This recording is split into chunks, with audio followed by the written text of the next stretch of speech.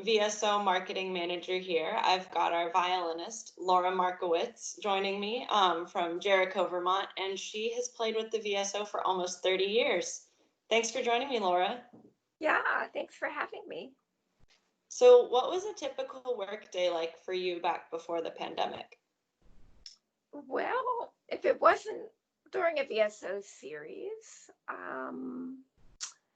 I would be pretty much teaching, sometimes morning lessons, afternoon. Um, and um, do you want to know like stuff besides work or work and play or? Really, whatever. I think just a lot of people aren't aware of, the daily routine for a musician or lack of routine. Yeah, I try. I'm definitely, um, it depends on the season, it really does depend on the season because in the spring and the summer, I'm an avid gardener. So I get up and I love to just garden in the morning. But if it's the winter, I'll tend to be a little more disciplined with practice and like to get up. And it's 5 miles to the studio. Often do a bike ride if I can to the studio, do some practicing, some lessons, but usually wait till after school and do my teaching. I have a pretty light load. And maybe do 3 to 5 lessons a day. But yeah, if it's a VSO week, I concentrate a lot of my activities early in the week because preparing for a VSO concert is like a marathon, just a lot of rehearsals.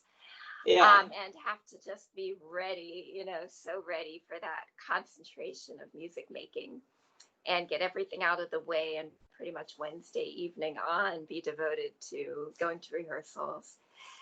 And it's very, and it could, besides VSO, another pickup orchestra or a chamber music concert, the same thing where you're just ready to pretty much drop everything else or get it done early in the week and be ready to rehearse. So that was life before the pandemic, pretty much. That was typical. So, what's a typical day like now? Oh, now anything goes. Yeah, I have to pretty much force myself to be more disciplined. And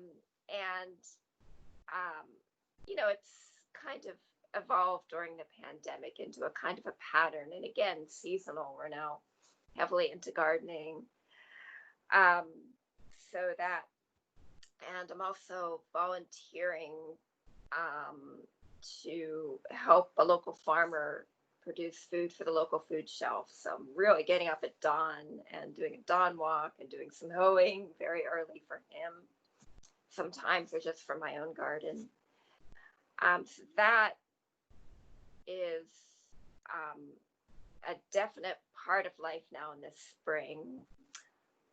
And the teaching happens remotely. So I can teach at home now because the lessons are remote, so I don't have to go to the studio. And still teaching 3 to 5 lessons a day. So, as far as that schedule, that aspect of life, it isn't really all that different. And now the performing has picked up a bit. So have some rehearsing with people, duos, trios to perform for senior centers, because that kind of performing is going to be less problematic. Just two or three of us playing, and the senior residencies have us set up a ways away from the people living there. So it's all, I haven't actually done one yet, but we've one set up this week and one set up next week. So kind of getting back in gear for performing. Things feel like they're gradually getting back to some kind of normal. So, what's something people might not realize about being a professional violinist? That's a good question. For one thing, we get paid for what we do. People still ask, do you get paid for doing this? Yes. Yeah. Yeah, that's a weirdly common question. Yeah.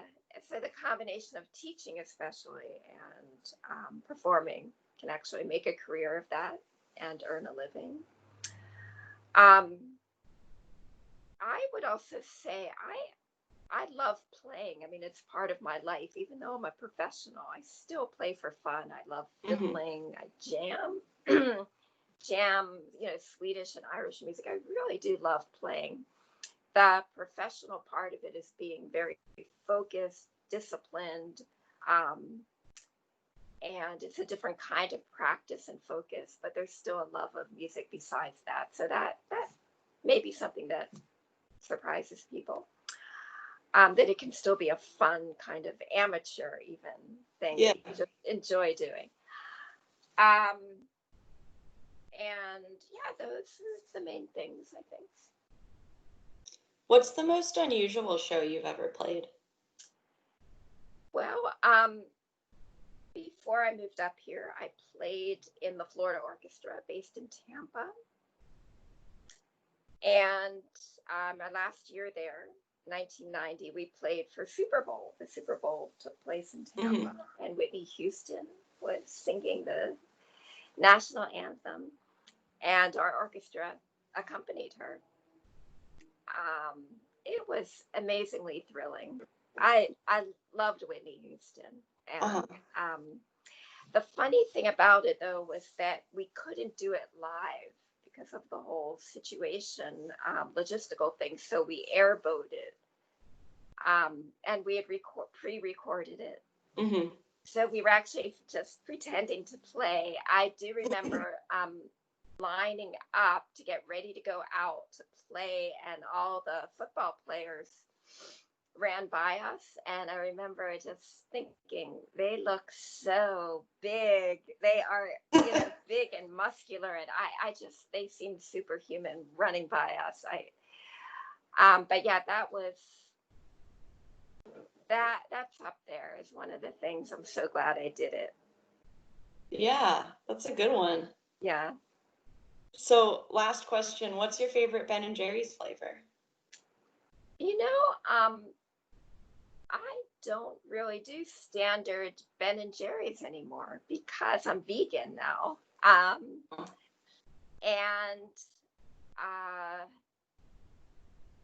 So I used to love fudge brownie. I remember that. And I make my own banana ice cream in my food processor. I still love ice cream, but it's, sherbet or What do you put in your banana ice cream? Well, you freeze bananas and you cut them up really small, and you can add a little bit of peanut butter or nut butter, cinnamon, a tiny bit of salt, vanilla. It is scrumptious. Yeah, it's a real treat. And you make it up, whip it up for yourself, and it's fresh. It's really good. But a part of me does miss Ben & Jerry's, the whole experience. Well, thanks so much for joining me. I'm going to have to try that banana ice cream. Yeah, well, thanks for having me. It was fun.